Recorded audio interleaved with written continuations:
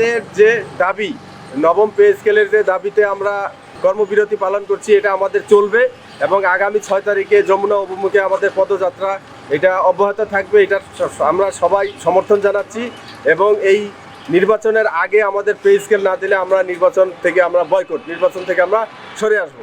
আমরা নির্বাচনে কোনোভাবে অংশগ্রহণ করব না।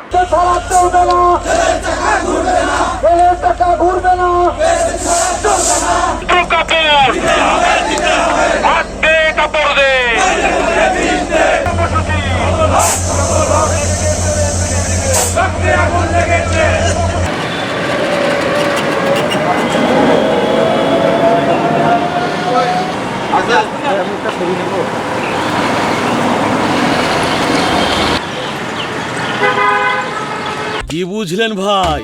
অনলি যেটাই চাই।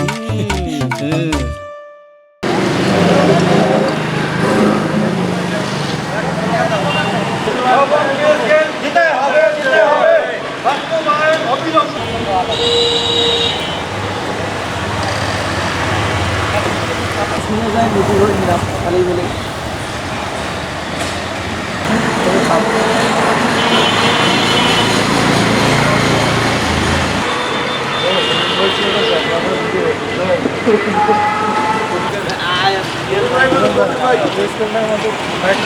অবশ্যই